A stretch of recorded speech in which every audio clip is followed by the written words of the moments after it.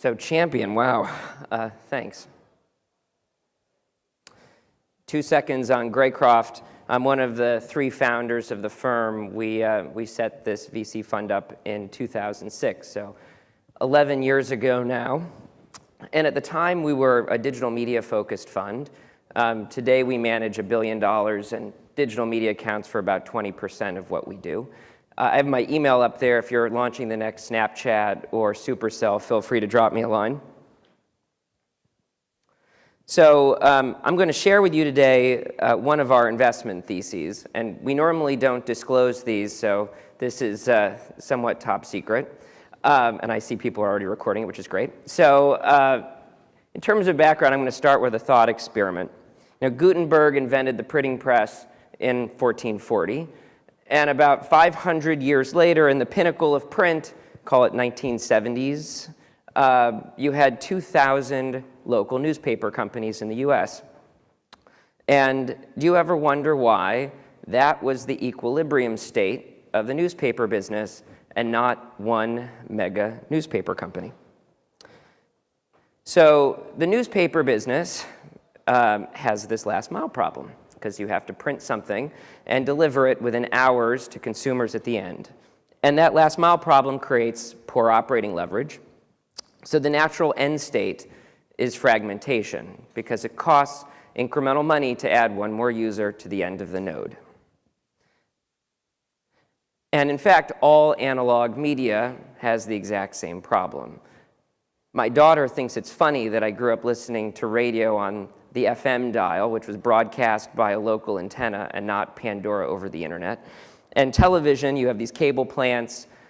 Every last mile was expensive to build, and all the homes expensive to connect. So digital media obviously has no last mile. And distribution is free online, and not just between cities, but between states and countries and continents. Which is why there's going to be a natural winner-take-all scenario in digital media. So I pulled up the market cap of media businesses, publicly traded. And what you can see is that Facebook's market cap is worth more than Disney and Time Warner and Netflix and CBS and Viacom and Discovery and Twitter and Tribune and New York Times and Time and Gannett and iHeartRadio and Cumulus Radio combined. And Google is worth more than all of those companies combined, plus $100 billion. And they're growing faster. So when you think about a power law, and you've got the 2 companies at the top that are growing faster than the entire market by a lot, that looks like consolidation. And it's also interesting to note that neither Facebook nor Google really make any content. They just sit on top of this traffic flow and point users wherever they want to go. Google owns search, Facebook owns discovery, everything else is trivial. So is the media industry over and we don't know it yet? If that's the case, I should drop the microphone and head off the stage, but it's stapled to my shirt, so I'll continue to defend this. I actually think going forward, and we're investing in media companies, I should note, I think going forward, that Facebook is much better positioned than Google, and I think Google knows this too. And the problem that we've identified as investors over the last decade, if you think about the transition, and John Chambers talked about transitions in business, media is currently going through one of these transitions. Prior to 2006, most of the content on the internet was about things. So you have blogs and forums and articles about things. And post-2006, most of the content on the internet's about people. And there's a problem with people content. If you take off your ad blocker and you go to Google and you type in your name, you will find that there are no ads associated with your name, because no advertiser cares about advertising against Ian Sigalow or John Smith. And that creates a real issue. And what Facebook has done, which is really the genius of their platform, one, they've aggregated all of this people-created content into a stream, and they've interwoven in that stream stories. So they've taken generic people-based content and turned it into a thing. And it's a story about where you went, or what you're doing, or where you're going.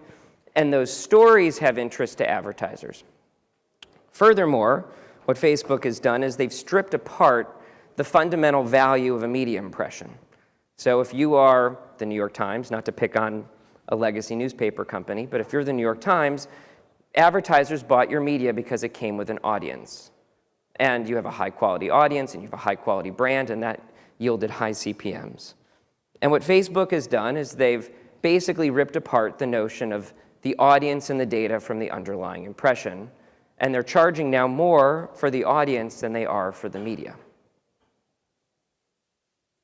So our digital investments and what we've invested in, with Hearst, we were in Awesomeness TV. We sold that company to DreamWorks. Background of Awesomeness TV, Brian Robbins was a creative executive, very successful creative executive prior to Awesomeness, and he came to us with this notion of creating Nickelodeon online first and then getting distribution through traditional media. And he was very successful, but we sold it early. JW Player, we're still holding on to. It was really the first open source video player on the internet. They were YouTube's first player. When we invested, they had roughly 100 million websites using JW Player's technology. Today, they stream 6% of all the video on the internet, massive distribution. Maker Studios, we invested in, sold that company to Disney in 2014. They had a strategy of aggregating content and talent on YouTube to create a bigger audience. Think of it as one of the first cable networks on YouTube. Huffington Post, the key brilliant insight in the Huffington Post was that you could create a newspaper without paying any writers. And as the brand got bigger, more writers wanted to write for free to get their name out, and they were also genius around SEO optimization. So in the election cycle of 2008, they built this great trap to aggregate audiences where you type in your own name, back to this point around people-based content doesn't monetize well. And the very first link that would come up was a Huffington Post meter around how much in political contributions that person made and where they went. And people would click on that link, and they'd go to the Huffington Post, and they'd learn about the website. On the back of that, Huffington Post grew to 60 million monthly uniques in about 6 months. This was before you had Facebook driving that kind of traffic all the time. They ultimately monetized, and we sold it to AOL, which is now Verizon. Pulse, we were the first investor in. These young guys came to us with an idea to create a mobile news aggregator, and that company was the largest in that category and was acquired by LinkedIn in 2013. Zergnet you probably haven't heard of. It's a giant traffic network. Probably one of the top Alexa 100 websites. You can think of it as a next generation Outbrain or Taboola, which I know are Israeli companies, so some here might be familiar. In terms of where we see opportunity today, so I've got 2 slides on this. First is an online video, which is clearly an ever-present theme. But we think AVOD, which is advertising VOD, and SVOD, which is subscription VOD, are going to be great categories going forward as the cable companies struggle to retain users with skinny bundles. Second is voice applications. No surprise that I think the #1 holiday gift in the US was an Amazon Alexa. They're soon entering every home and every office in the country. And there's a lot of applications on top of that: vertical search, weather, general information, content that are all interesting.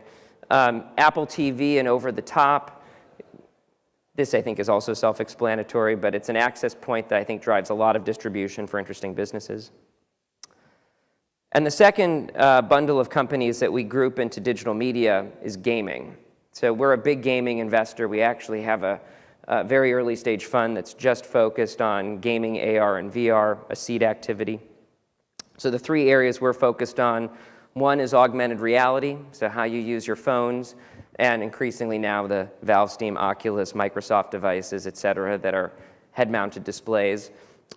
Virtual reality, distinct from augmented reality, which has great applications in gaming. And the last is free-to-play games. Today, these are mostly mobile, but they're transitioning to other platforms: Steam, PC, Oculus. And what we look for in those companies is high retention. So we look at day 1, day 7, day 30, day 90. And if you have high retention, in general, you can create revenue through in-game operations. So that's Greycroft in a nutshell. Thank you very much.